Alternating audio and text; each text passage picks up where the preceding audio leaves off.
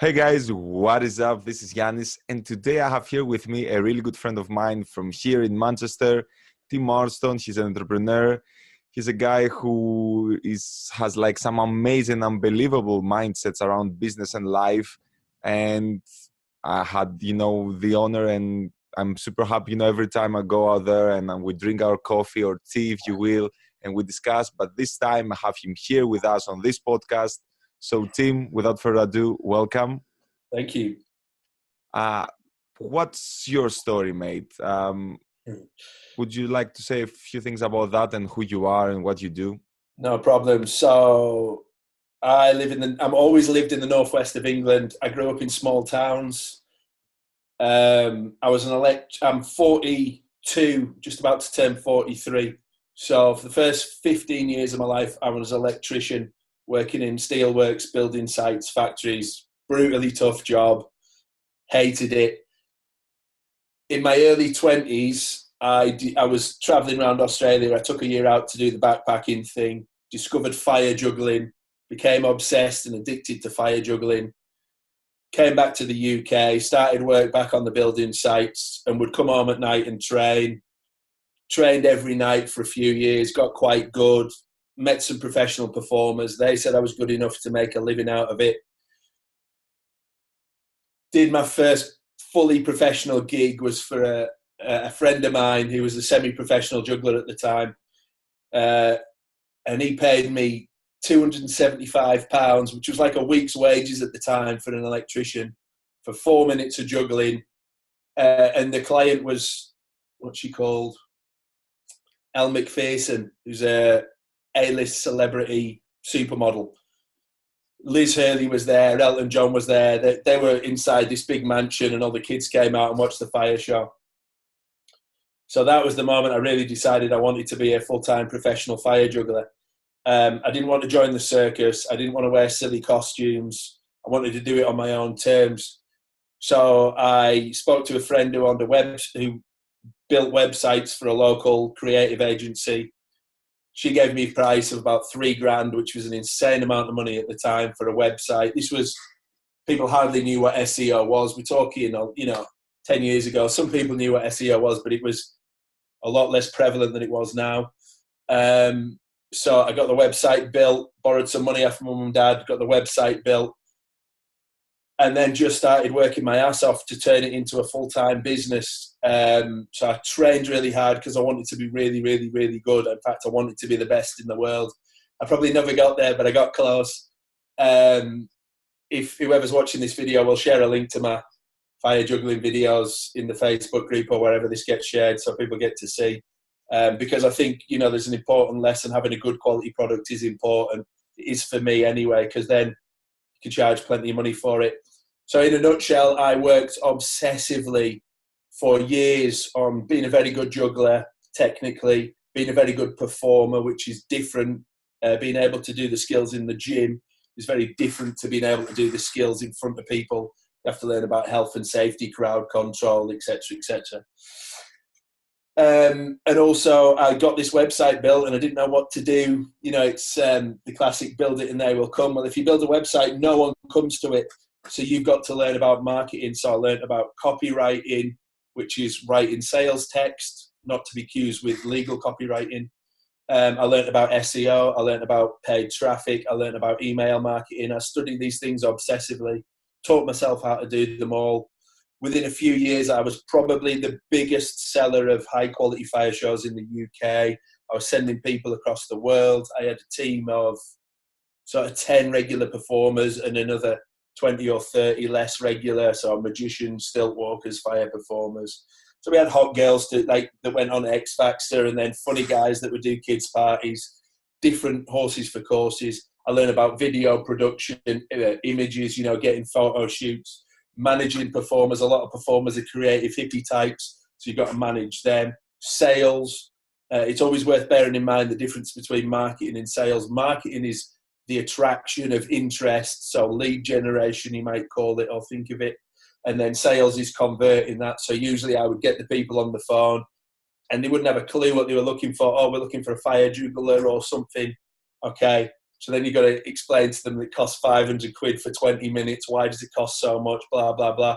Oh, that's like £1,500 an hour. Yeah, but I've been training for free for 12 years. Learned all that stuff. About 4 or 5 years ago, I'd had enough of that. I'd had enough of training. I'd had enough of performing. And I'd had enough of clients. And I'd had enough of being in places. So I would do 2 or 3 gigs a week, and I would have to be in London one day, Scotland the next, back down to London the next. I'd have to be on time, smart, prepared. I'd have to do my show and then drive home in the middle of the night. 90% of my shows were on my own. So I was always just grafting away on my own. And I just got bored of it, man. I'd scratched the itch from a personal and from a professional level. I'd had enough, but there was no way I was going back on the building sites to be told what to do when I can have a cup of tea by some knobhead who isn't as intelligent as me. So I wanted to do something else, and I had all these marketing skills. So I decided to get into what is known as internet marketing, or IM for short, and that's basically just building websites or something like that to make money by selling either your own digital products or somebody else's products. That was a really hard struggle for me. So that took about 5 years to get into any sense of profit. There's a lot of courses out there that are scams, very famous gurus that I won't name so I don't upset anybody. But if you think of all the big gurus in the internet marketing scene, most of them are con men, because if the methods worked, why would they sell them? They would just scale the methods, right? So I fell for some of those scams. But you learn bits and bobs. And then I figured out how to make some money. And then I figured out how to make good money. I cleared all my debt. I hadn't paid any tax. And, I'd borrowed money to invest in the business.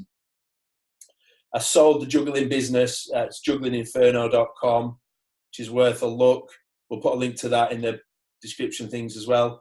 I sold the juggling business 4 years ago, used that money to reinvest in the new business. I worked as a fire performer for a couple more years. And then I stopped performing fully 2.5 years ago, sold my van, cancelled my insurance, got rid of all my kit. I just do it for fun every now and then. But I fully make my money now from internet marketing. That's also up to current day. Okay, yeah, pretty interesting. I haven't seen you yet performing, so that's something I want to see. I'm really, really, really good, and I know it. I can't lie. I'm just really good. I worked very hard for 15 years. I trained my ass off. I would be outside. It would be raining because I didn't have a gym to train in at first. So for about the first 7 years, I would train all year round, northwest of England. We just get crappy winters, man. And I would literally I'd juggle really high in the air, and I'd be juggling like this, and raindrops would be hitting my eyes, and I'd carry on. I mean, it was just insane. And that was while working a 50, 60-hour week on building sites and then going and working at the business. What was the thing that was pushing you to do that? Yeah, it's a good question. There was a couple of things. One was an absolute hatred of being an electrician. I wasn't very good at it. I didn't take much pride in it. I just did it because that's what I'd always done since I'd left school. There was a deep love of the art of fire performing. I fell totally and utterly in love with it, and to some extent still am in love with it. But it's like an old girlfriend now, it's that magical obsession isn't still there. But there's the juggling and the fire, they just made absolute sense to me. I don't believe in souls. I'm not a spiritual guy. But if in a past life I'd have been something related to fire, it would make sense. There was just a very, very profound love of fire performing. That was a huge driver. Ego, I loved performing. I'm a big character. I think I'm one of the funniest people on the face of the planet, one of the best fire performers on the face of the planet. And of course, if you believe those things, you want to show them off. And solo fire shows where you rock up at a wedding in the northwest of England or all over England. When you go to a wedding, there's about 200 people and they're all drunk. And you're saying, look, I'm the coolest, funniest guy here, and you're going to sit down, shut up, and watch me for the next 20 minutes. You're going to clap when I tell you to clap, and you're going to laugh when I tell you to laugh. And if you get it right, it's an absolute buzz. It's the closest I'll ever get to being a rock star or a Premiership footballer. And when I was in love with fire juggling and performing, I wouldn't have swapped it for anything. I wouldn't have swapped it to be, you know, in Oasis or in the SBS or anything, you know, any insane job that dudes want to do, professional weightlift or whatever. No, it was perfect for me. All right. So that's what drove me at first. And then when I realised that I didn't want to fire juggling anymore, freedom. I want to be as free as I possibly can. I don't want someone to tell me when I have to go to work or when I can finish work. I've had jobs where I have asked to ask my boss if I can go to the toilet. I'm a grown man. That's just unacceptable to me. Some people like having someone tell them what to do. I don't. Maybe I will have to have a job at some time, and maybe I'll be happy in a job in the future. But freedom for me has always been, up until now, has been very important. So I've created a job where I work really hard. I still probably work as hard as anyone I know. But it's on my terms. I get to choose when I work. I get to choose what work I do. I get to choose how I spend my money, you know, within the business. As much as possible is on me. So there's a lot of freedom, but the flip side of that, there's a lot of responsibility. I don't get any wages. I have to earn my money. I don't get sick days or holiday days. You know all this, right? You know, so there's pros and cons, but overall, so far, it's a really good fit for me. That's it. Mm-hmm. Yeah, freedom is a big one for sure. And, you know, it's funny because most of the people I've been talking with, they keep repeating the same thing almost word by word. Freedom, flexibility. I want to be free. Yeah. I want to, you know, do whatever I want, whenever I want it. And honestly, for me, that's another one as well. That's something I also agree. And yeah. It's a value, right? You know, we talk about values. Freedom isn't a goal, it's a value. You know, you live your life by valuing. The way I have lived my life, in hindsight, I can see I clearly put a lot of value on freedom. So none of us are totally free. We all have to have some responsibility. And the total absence of responsibility can be cowardice, right? It's just running away. But it's choosing responsibility on your own terms. Autonomy is another word. I want to be as autonomous as possible. Mm-hmm. Yeah, I understand that. And that's a Greek word, by the way. Yeah, Greeks had some good words, man, and some good thinkers. Yeah. What do you like the most about being an entrepreneur? So I've done freedom to death. So, but that's number one. But also something I really like. For me, it's an integral and essential part of my growth, my personal growth as a man. Now, I'm totally cool with, for me, it's about just standing on my own 2 feet as a grown-up, as a man, just facing challenges day in, day out, dealing with the crap, and hopefully reaping the rewards. And if it's difficult and it fails and I have to get a job, well, so be it. But at least I know I've always tried, and I've been going 10 years now and I haven't had to get a job. It's like it's who I am, and it's who I want to be, and it's how I want to interact with the world. And it's, yeah, so, and the challenges you face, man, like, are just massive, and you've got no one really to turn to. You certainly haven't got a boss who can fix anything for you. So every challenge you go through, every the obstacle is the way, right? By being self-employed, you are just setting yourself up for a world of stress, a world of hard work, and a world of challenges. And for some weird reason, I wouldn't have it any other way. That's it. That's the second. Freedom and challenge and growth. You know. Yeah. But I guess, like everyone, you know, it's not, you know, the path to success is not, so it's not always rainbow and sunshine and, you know, unicorns.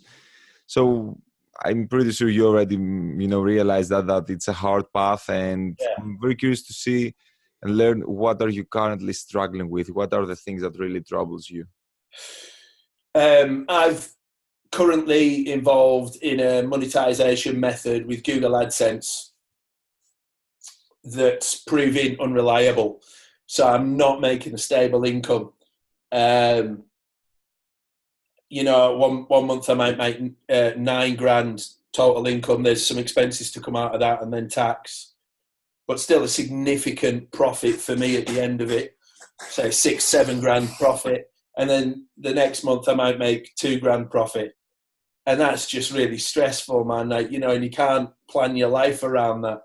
So I'm trying to diversify from that business model to more stable models of business. They probably won't be as lucrative, certainly for the first 6 months while I test and learn and make my mistakes, right?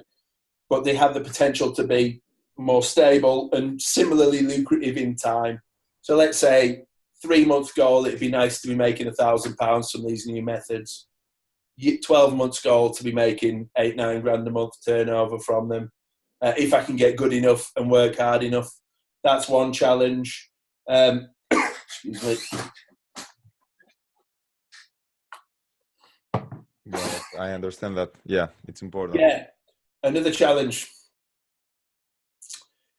My motivation goes up and down. So sometimes I have to force myself to work, and sometimes I have to force myself not to work. And at the minute, I think I've just come out of a phase where I've had low motivation, still get the work done, but it's a lot harder.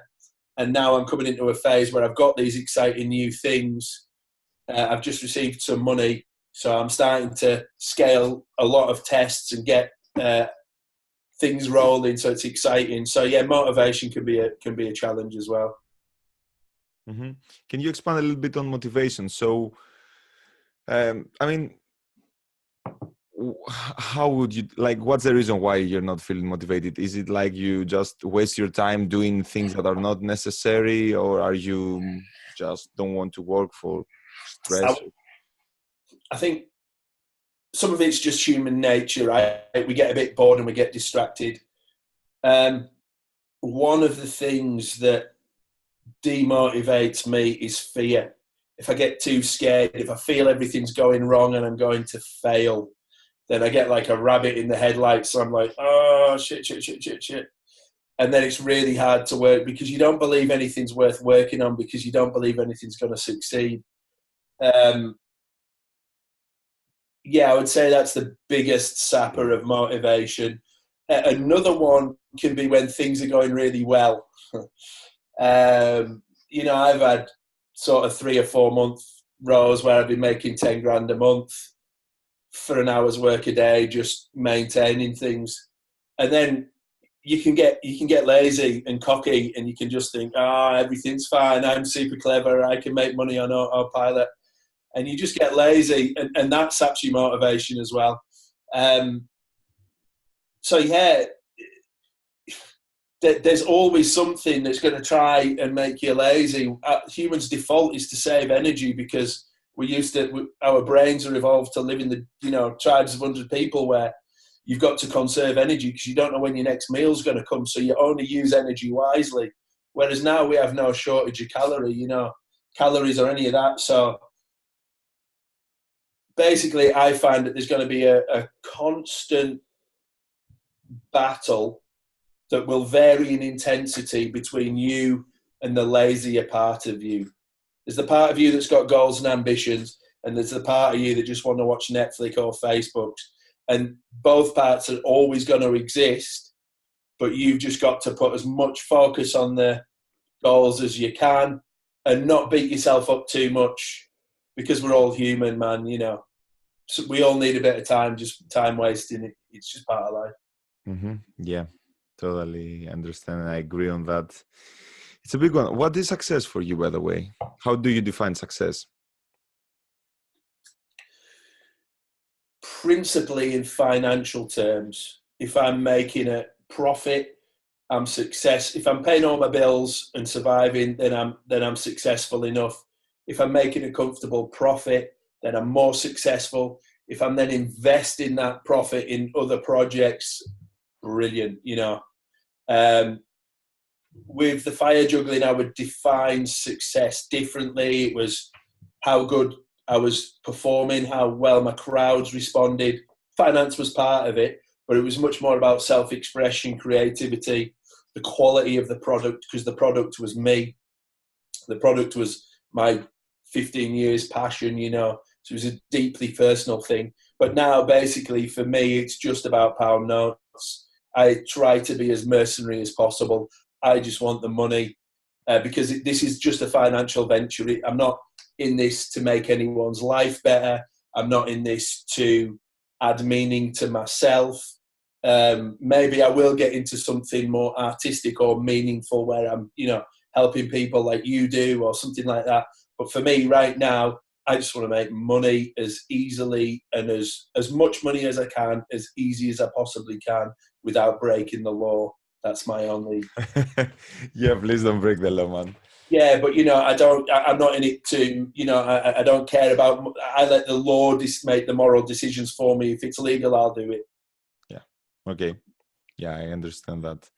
Cool. Yeah, makes sense. And what do you think is the reason why you haven't yet made those goals a reality? Why haven't you yet reached this success? So I've achieved every goal I've ever set in the business terms: the professional fire juggler, the business, selling the business, the online business.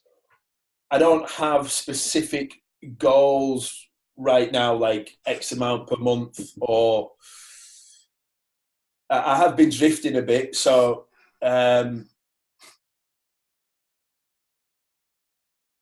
would say the nearest thing I've got to a goal is I want to be making more money than I currently am. And that's because this new monetization, the old monetization method with AdSense has stopped working as well.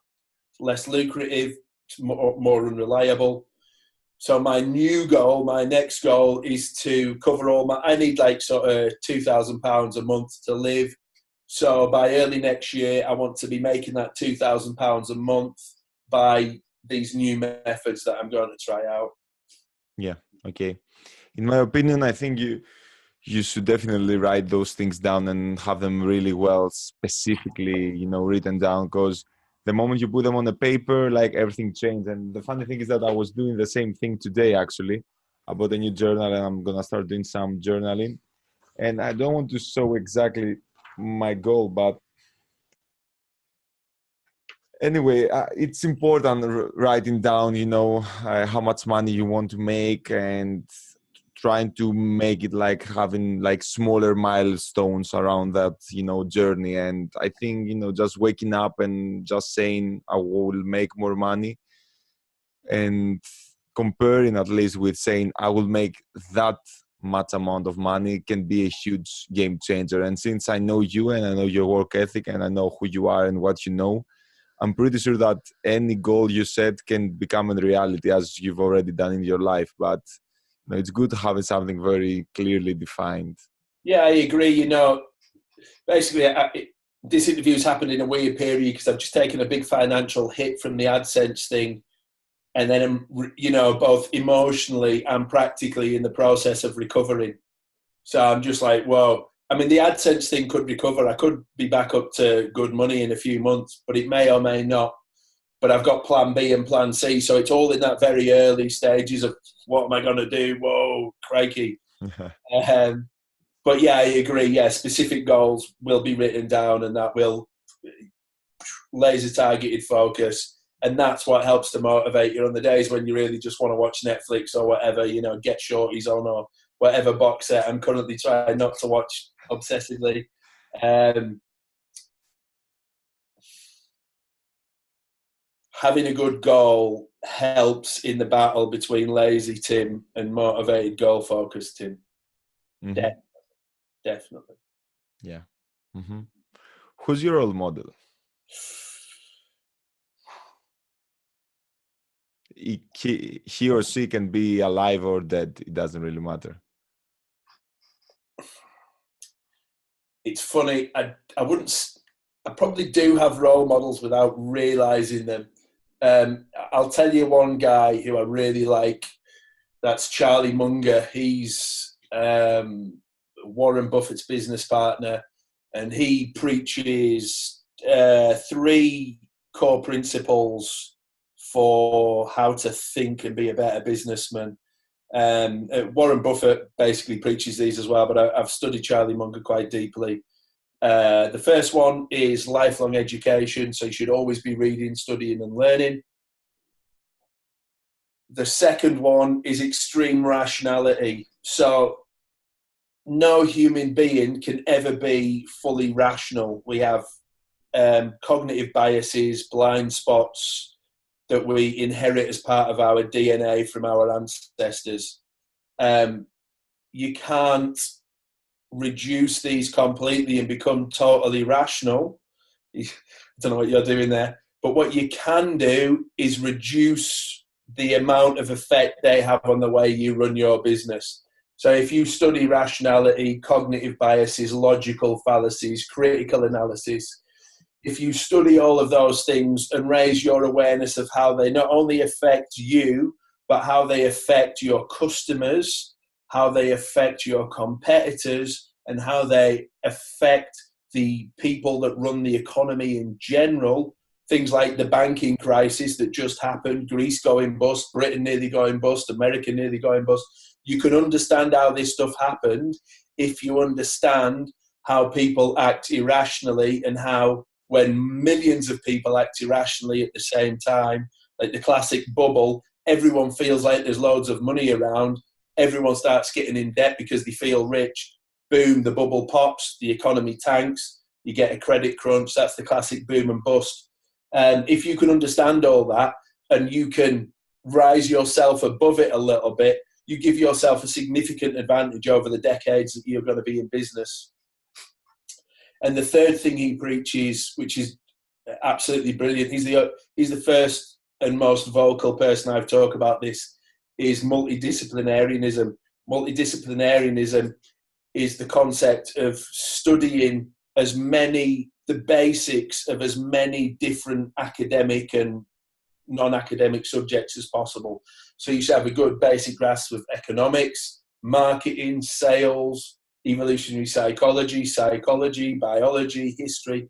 There are some core ones that are really obvious. So any businessman should have a bit of an idea about economics and psychology and marketing, but also evolutionary psychology, because if you understand that, then you just understand people better. And if you understand people better, then you know how to make more money. It's just guaranteed.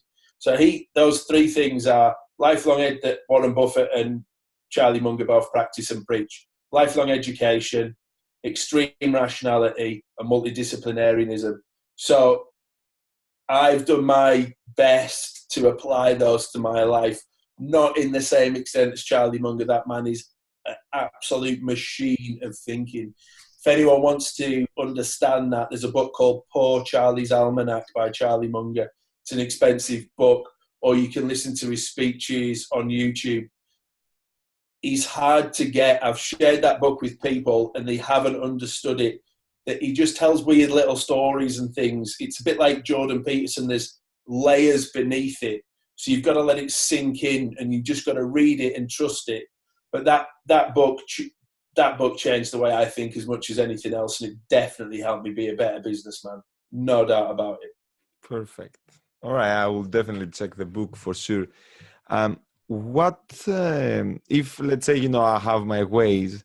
So what if I can suddenly somehow bring you in touch with your role model? Yeah. What would you like to ask him? Or just tell him. It's up to you. First thing I do is say thank you very much for the book. He didn't need to write it. The guy's a multi-billionaire. He wrote it to make the world a better place. All the money goes to charity. Sorry about that. Just going to shut my WhatsApp down.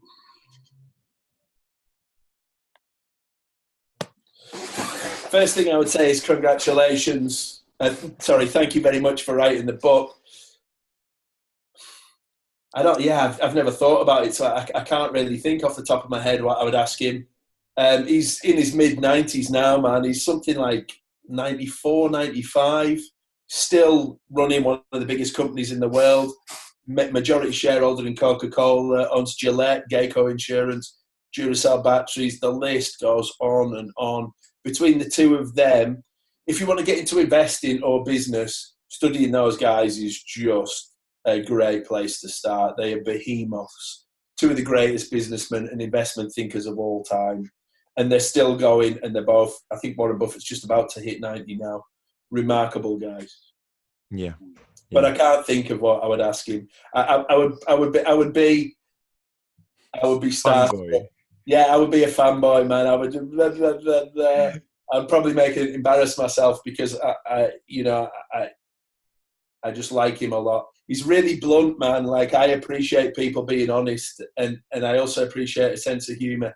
If you watch him, there's loads of videos of him on YouTube, and he doesn't care who he offends, and he loves to be funny, and he just says exactly what he thinks, and it's always worth a listen. He's got this insane brain. It's just, perhaps a little bit on the spectrum, I don't know, but a very bright guy. All right. You know what I'm going to do after this call? I'm going to go on YouTube and start watching the videos. He's a crazy guy, man. He's really funny. All righty. Cool. Any daily habits that you have that helps you stay more productive, more focused, or any kind of routine? Or I'm really bad at that stuff. I think compared to a lot of people, even though I do struggle with motivation, a lot of people say that I am highly motivated. Most people find it hard to understand how I can work 12 hours a day in my bedroom. Often not, if I'm really busy, I won't leave my house. I'll just work all day for a couple of days without speaking to anybody. And I can do that, and I enjoy it. It's that challenge. It's that that intellectual adventure of pitting my wits against the internet and Google and all that. So I'm probably the wrong person to ask that question. I think the thing I struggled with the most in the last 10 or 12 years of being self-employed is looking after myself. And now I try and take time off. I try and relax. I try and go for a walk. I try and go to the gym regularly. I try and hang out with book stuff in. So I've always got at least one thing a week where I'm just hanging out with my friends. So I don't have, actually the habits I've built are habits that allow me to relax. And in relaxing, I am better when I'm at work. Because I basically was a workaholic for the whole of my 30s. I just worked. I didn't have hardly any holidays. 12-hour days, 7 days a week. So the habits I've learned are ones that do help the business by making me take time off. So I've got a more sustainable work life, if that makes sense. Yeah, 100%. Because I think it's also one of the biggest things that, entrepreneurs and people, I think in general, struggle. They just work, and they forget everything else. And that's something new that I started implementing from now, I think it's 2 months or something right now. So every Sunday, I just, I promise to myself that no matter what, from the moment you wake up till the moment you go to sleep, you're not going to do anything regarding your business. 2 walks, drink coffee, order a pizza, chill, watch Netflix. I don't care, but take some time off, because this will, exactly as you said, and I really liked it, this will be then the driving force for you to, recharge your batteries and go and conquer your upcoming week. That's a big one. When I used to do gigs, gigs is a word for shows. When I was doing gigs, performing up and down the country, I would spend a lot of hours in my van on my own. And basically, I was mainly focusing on driving and not dying in my van. But a part of my brain would be able to think in a way that it wouldn't if I was at home on my computer. And I've now learned the same. If I'm stuck with a problem, a technical problem, sometimes the right thing to do is to just grind it out and headbutt the wall until you put a hole in it and you crack the problem. But other times, for me, the best thing to do is just down tools, go for a walk. We've got beautiful canals in Manchester.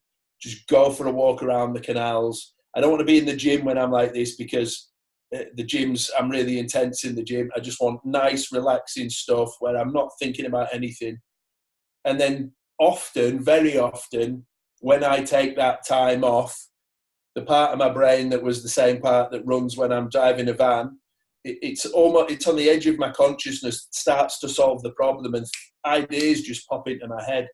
And then I go home and I've either fixed the problem or I haven't, but at least I feel a little bit better, and I try again with a fresh approach. Sometimes I'm a fan of the grind, man, but sometimes you've got to stop and walk away, and that benefits the business. That downtime allows you to think in a better way. It gives you a new perspective, inspiration, charges your energy, all sorts of things, which if you'd have told me this 5 years ago, I would have just laughed at you and just said, you're just lazy, you should just work harder, stop being a pussy, all that. Now, in hindsight, having, 10 years balls deep in working my ass off, I understand that it's more health. It's not just healthier for me as a person, it's healthier for my business to get out of my office, get away from the desk and just chill out. Mm-hmm. Yeah, so true. And yeah, let's see how this can change. And I hope that that's one of my wishes for entrepreneurs, to realize that life, it's not only about working and making money. Of course, it is the most important thing in your business. But other than that, you have to also realize that you're responsible for the body you're carrying, for your life, for your relationships, for your friendships. What about those things? So yeah, really good intake over here. Thanks for that. I'm a great inventor, as you know, and I've been building a machine that can time travel. And I can time travel you back to when you are, let's say, 20 years old. Yeah. What would your advice be to the young Tim? What would you suggest and advise him? Oh man, you picked an interesting time. If I went back to me when I was 20 years old, I would say stop drinking too much, stop doing drugs, stop partying too hard, stop being an idiot, because you deserve to have a happy life, and partying won't give you the life that you deserve. But from a business, because I was crazy when I was younger, that was the one part of the story that I forgot. In my early teens, I was just, really depressed and self-medicated through just partying really hard, very messy, very self-destructive. It taught me a lot about life, but I wouldn't recommend it to anybody. What would I tell myself as a younger man?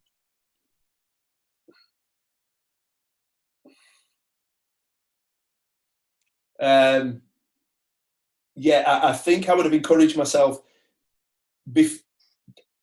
I would definitely encourage myself to get into entrepreneurship in one form or another, to stand on your own 2 feet and to dedicate a large amount of time to work. We've got this time, right? What are you going to do with it? It's either going to be a hobby that means a lot to you, or it's going to be a job that means a lot to you, or it's going to be your loved ones. They're good things, or you can spend it drinking, or, obsessively chasing girls all the time, or I just, find productive, meaningful things to do with your life. And not only will those meaningful things be meaningful, you will also grow as a human being because of the challenges that you face as you move on that path towards a more meaningful life. Beautiful. Beautiful. There's definitely a touch of Jordan Peterson in there, by the way. I can't lie. What about an advice for the people watching this video? That's my last question. So, are we talking to entrepreneurs? Yep. Great.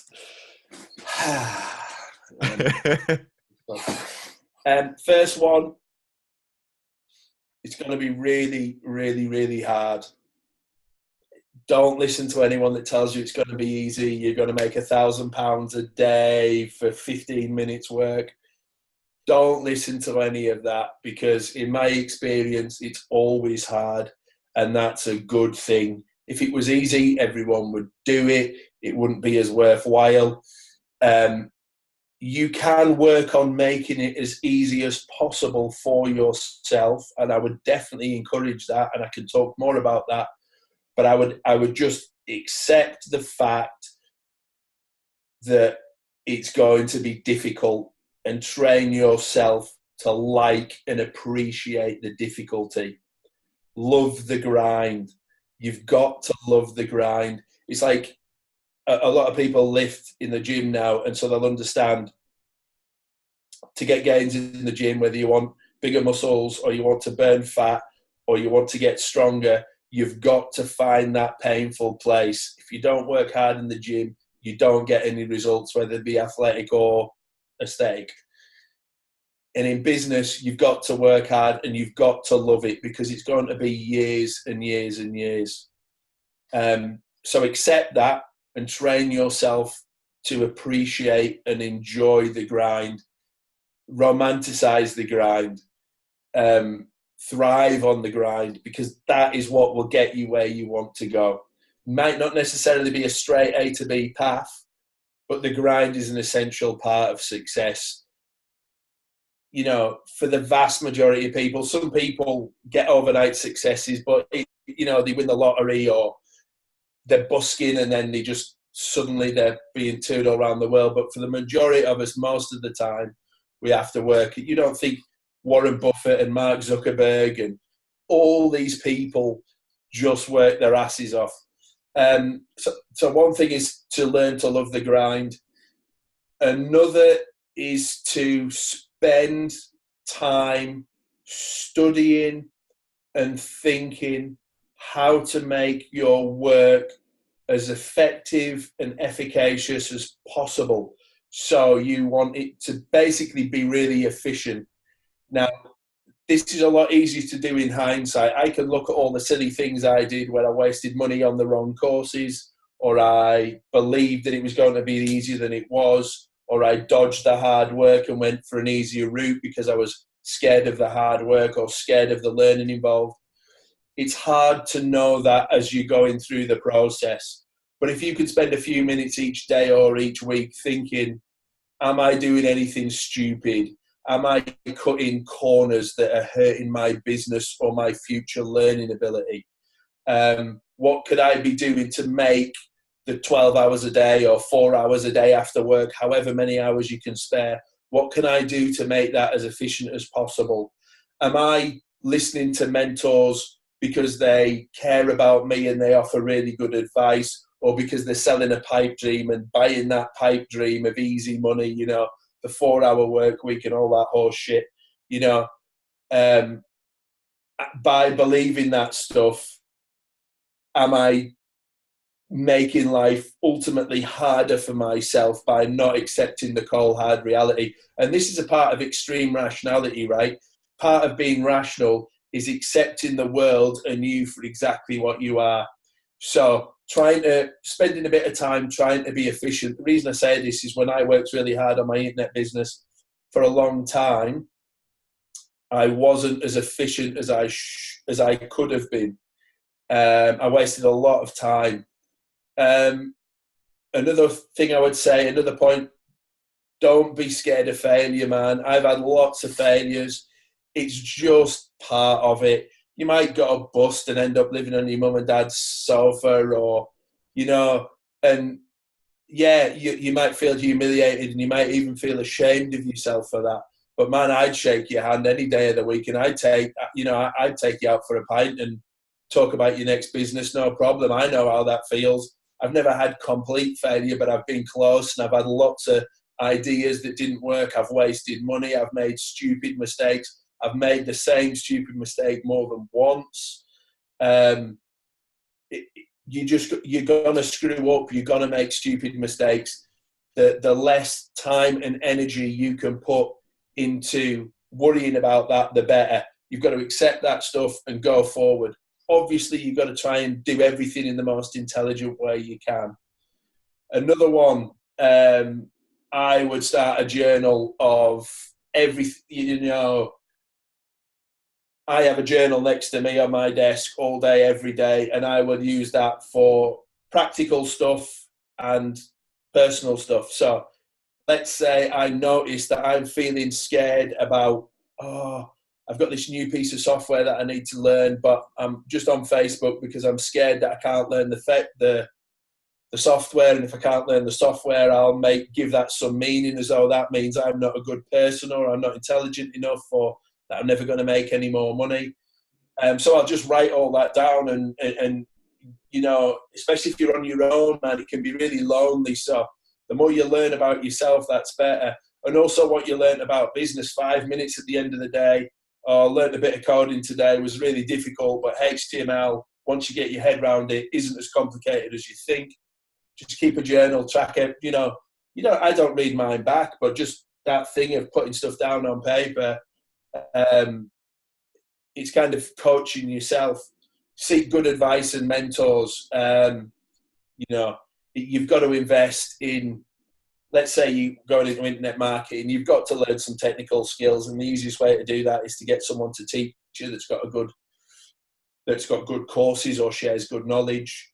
You need to, you know, there are some scams out there, but there's also some really cool people who really care and offer win-win opportunities. And I've had some great mentors and coaches over the years, and I've mentored people as well. Save for your tax. When you start making profit, put some money away for your tax. And this is the first year I've got my tax bill. January I pay my tax. I owe the tax man 10 grand, and I've got it in the bank now, and I'm very proud of myself because that's the first year in 10 years that I haven't had to, you know, put my tax bill on my credit card or something ridiculous like that. Save. As soon as you start making profit, put some away for tax. It's just got to be done. I'm sure there's loads more. How does that go for now?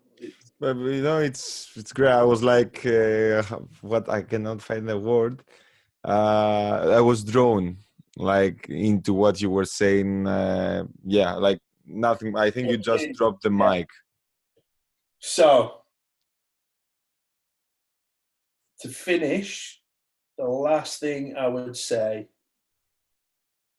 if you feel you can do stuff better than the people around you at work, if you have a brilliant idea that it excites you to think about turning into a reality, if you want to stand on your own 2 feet and see if you've got what it takes, if you like the idea of being your own boss, making your own money, choosing your own hours, then I think you should go for it, man, because being an entrepreneur, being self-employed in whatever scale, from me, like a small guy just on my own in my bedroom working away, to running a big business, it's awesome. It's really cool, man. You'll learn so much about life. You'll learn about practical things. You'll learn about personal things. You will get a level of freedom, self-responsibility and self-awareness that I don't think you can get of in any other way. It's certainly one of the best ways to grow as a human being. If you thrive on challenge, if you want to be a better person, just get stuck in, man. Don't let fear stop you. It's really easy to say that, but it's harder to do it. Fear of failure, fear of your parents being pissed off because you did a degree in, you know, medicine, and now you want to set up a website business in something totally unrelated. These are all perfectly natural fears. But if you can accept those fears and do it anyway, that's the challenge we're talking about. A lot of it is an internal thing. It's like a mythical adventure. It's a beautiful thing. And if you go for it, tag me on Facebook and we'll have a chat about it. Amazing. Thank you so much for the value, bro. No, where can people find you? Facebook or mail, or what's the best way for them if they have a question? Yeah, I'm easy to find on Facebook. My name's Tim Marston, Marston. If anyone watches this and they want to hit me up on PMs, feel free. I'm sure this will be shared in one or more of your Facebook groups and all that. So wherever this video gets shared, you can contact me there. If there's any specific questions about the video, best place to do it is in the groups. I'm more than happy to ask any questions, including direct questions about internet marketing. A lot of people are very attracted to the idea of making money with nothing more than a laptop and a Wi-Fi connection, because it gives an insane amount of freedom. I don't travel a lot because, to be honest, I'm a bit lazy, and I like having my own bathroom that isn't, I just don't like hostels and traveling and planes. I'm just an old fart, really, But I could travel anywhere in the world with my business, and that was done very specifically for that level of freedom. So the internet marketing niche, for want of a better phrase, that type of business is understandably very popular and attractive to a lot of people. That makes it very competitive. That is what fuels the con artists who sell get-rich-quick schemes. But with, the competition's fine. We need competition. That's a good thing. Putting the con men to one side, the get-rich-quick schemes. There is no get-rich-quick. It's just impossible unless you win the lottery, and that's a mug's game because no one wins it. Well, one person a week wins it. It's about hard graft, study, making mistakes, doing the grind. But yeah, very happy to chat to anyone about that stuff, man. As you can probably tell, I'm really passionate about it. And anyone that you're helping, I'm more than happy to help, man. Perfect. All right, guys, thank you very much for watching this episode, and I'll see you again with another guest in the next episode. All right, have a good one, and hope you enjoyed this video. Let us know in the comments below what was your biggest takeaway, and yeah, keep grinding, but also make sure to enjoy all the little small things of life. Stop and smell the roses. That's what we say in England. That's the saying. What do you say? How do you say? Stop and smell the roses. I literally do this. If there's a rose bush in a park or in a garden, go and smell the rose. Let that hit of nature just waft into your nose and enjoy it. Just enjoy the moment. Loved it. So yeah, stop and smell the roses. Indeed. Take care, guys. Thank you.